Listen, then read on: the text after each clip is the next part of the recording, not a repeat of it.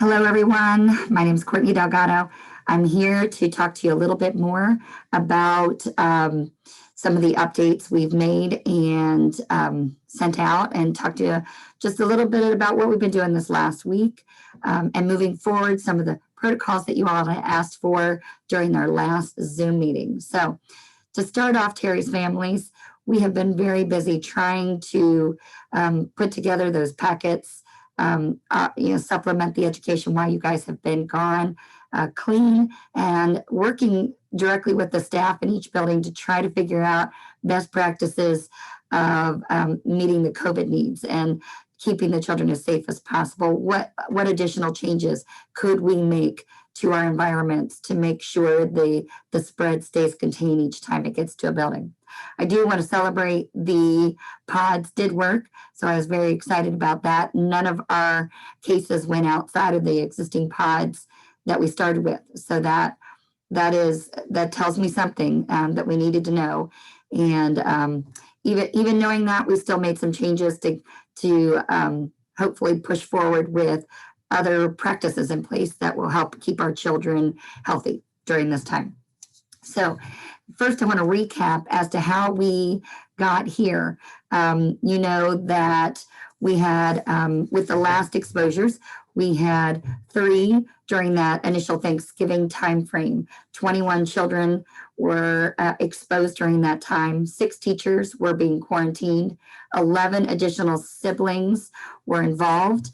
3 confirmed cases in the house, as I mentioned, but 6 additional family cases or cases that had just not yet affected somebody at Terry's. So not our child or our teacher yet, but somebody close to them maybe already had COVID. So it was sort of a matter of time or trying to hold out and hoping they could distance really well. Since this decision to close Terry's, we have had 4 new additional cases, which you all have gotten notices on. I know this week has been a hardship for everybody keeping their children home, and we do apologize for this. We needed this week to figure out what worked and what didn't work, and how far this exposure of COVID would go within each of the buildings. So far, all of the cases have stayed within the pods, like I've mentioned. Moving forward, we feel very confident that what we set up from the beginning of the year works. But like I said, we made some changes anyway. We talked to Hamilton County Health, Public Health, and they shared that moving forward, because our systems did work, that first they would close the homeroom and any teacher or child involved in that homeroom. They did mention that they're very quick to close preschools due to the nature of the age group, the holding, the closeness, their inability to stay away from each other. They just love on each other. So the age group in itself kind of lends to a rapid spread. But as we saw, we were able to manage that, and that did not happen. And they would only go to closing a building if there was a significant transmission among multiple homerooms, et cetera. So that is not going to be in the first tier of reactions moving forward.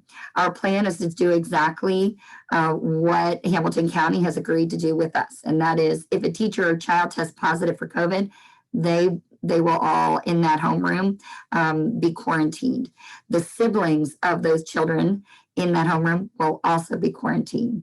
We will contact trace to make sure there's no other teachers or children that have been exposed to those that are infected. And if so, let those families know directly that they were a close contact. If the children in that homeroom, as I mentioned, have a sibling in the other building, they too will be quarantined for the whole duration in which the initial child was quarantined. This is a good time for me to remind everybody moving forward next week, children of the quiet room, homeroom at 209, or the sensorial room or transition room at 425. If you have a sibling in one of the other buildings, those children do need to stay home with you until the 9th. So we had the sibling suggestion of combining all the siblings into fewer homerooms or pods. So we looked at that. We worked all of that out. And we have about 45 out of 117 of our children are siblings. When kind of do the math, certainly every time one sibling home room gets hit, you double the number of children that also have to be quarantined from another building, because all of their siblings would have to be quarantined. So that felt like a little lopsided towards siblings. But the real reasons we had a hard time with it, just imagining a child at this point in the year losing their homeroom teacher and losing their homeroom friends, shifting them out of their comfort zone, shaking their social emotional during this time with so many other things going on seemed like not the right thing to do. We also have their security in the schedules. They know their routines, not to mention those children were handpicked from all of the children, splitting up combinations and picking the right teacher for that group of children or each individual child, but also looking at their academic ability and seeing what is right for them at this time. I know it was mentioned that maybe we should do a survey and kind of see how many families out there would be willing to sacrifice the academics at this point. And with the pods working and that being a keystone of Terry's, making academics not a priority, but also the social, emotional, and cognitive development of each and every single one of these little guys not a priority during this time when so much is already going on, is not something we can philosophically get on board with. So at this time, we are not going to change up the pods to sort them into sibling groupings. We are going to leave homerooms intact and homeroom teachers in place. Okay, so we have a COVID notice we've cleaned up. I had to do a lot on Thanksgiving independently, and thank goodness I have people in the office who are better at notices than I am. So hopefully you've noticed we've cleaned up our notice a little bit. And moving forward, please notice that the date will be in the subject area, and it will identify whether this is an all-school notification, a close contact notification, or a homeroom notification. We had to add the homeroom notification today, primarily because we had another person in a homeroom that exhibited the symptoms, but they were not in close contact. It did happen while the symptoms onset were while we were closed. So nobody, it's not an additional exposure. So the all school notification is just to keep everybody informed as to what's going on. And of course, the close contact notification means your child was directly exposed to the person that was infected. Within the notice, you will also see a homeroom status, a building status, and a specific case information. I added this specific case information because everybody always has questions. And so trying to anticipate some of the questions that I'm allowed to answer, I added that section to the bottom of your page. We'll give you a little bit more information, as much as I can tell you, okay? And then the last, close contact means that your teacher or a child in your homeroom has COVID, has tested positive for COVID, and that means you will need to quarantine, as well as the siblings. Immediate action, something that was brought up during the Zoom was that I gave no notice, it was on such short notice that we had to close. And the Hamilton County pointed out, we asked, is there any grace period? Of course not. The action has to happen immediately. For future actions and closing a homeroom, that will be as soon as we find out we have a positive case. We will be letting you know, and that action will happen. That quarantine will take place immediately. Changes moving forward for each of the buildings. So in 209 and 425, we looked at the whole day and we looked at how many teachers are in contact with that homeroom.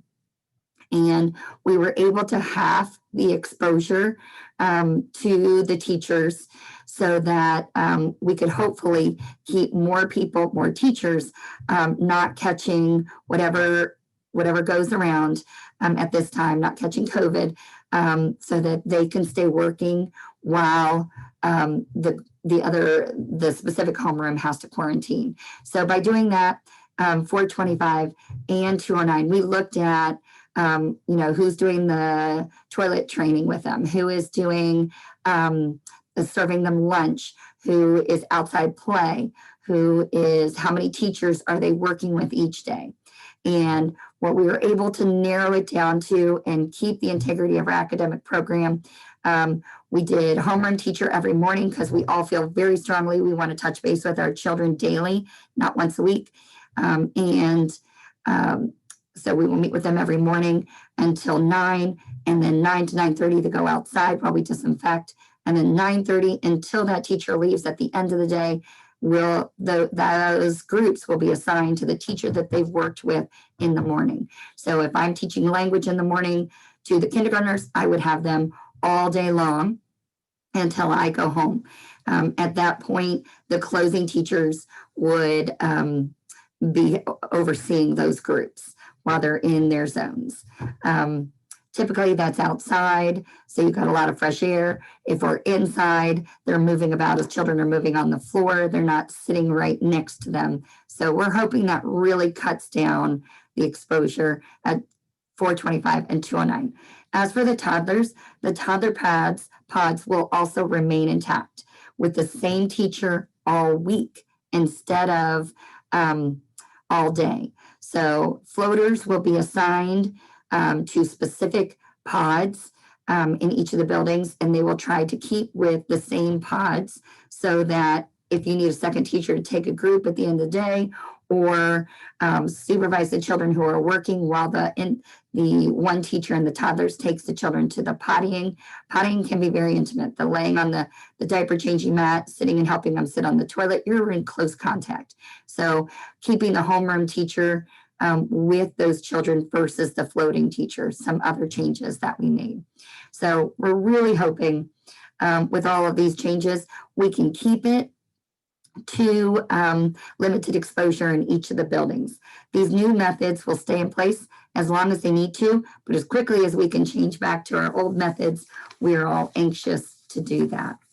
Last but not least, it was mentioned several times also. I noticed it certainly in the chat when I got done with the last Zoom meeting that people want to know about tuition. So I can tell you what I can tell you. I'm not the money person, but I have a statement from Carolyn in regards to the tuition.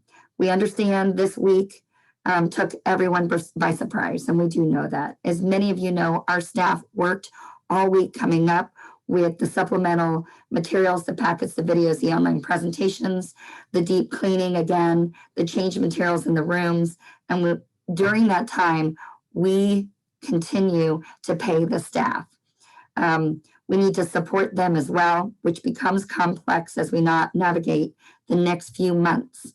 If you attended the Zoom meeting, we offered a hardship reduction. We asked you to contact Carolyn if this was a hardship for you to pay for the week in which we all quarantined, paid a reduction in the tuition and talking to her immediately. So in looking forward and looking at the cost of that potential payroll or tuition reduction, that amount could work up to about $41,000 for just the 1 week.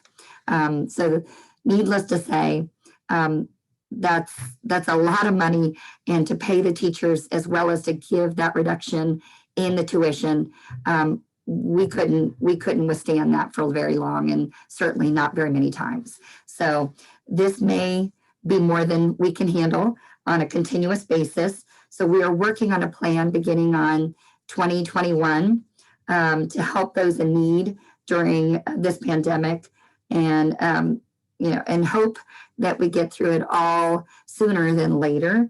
But we would like to handle these situations on an individual basis and ask you to continue to work with Carolyn, our money person, to handle those situations.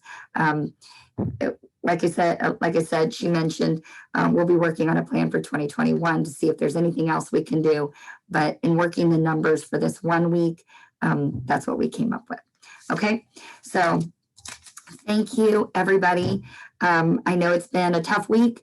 Moving forward, I think things should go a lot smoother. And we've learned a lot through this. It's something I had to know. I had to know if the pods would work going forward.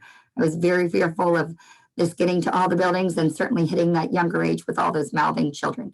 So thank you for being patient with us while we work it through. Have a wonderful weekend, and we will see most of you on Monday. Okay? Thanks. Bye-bye.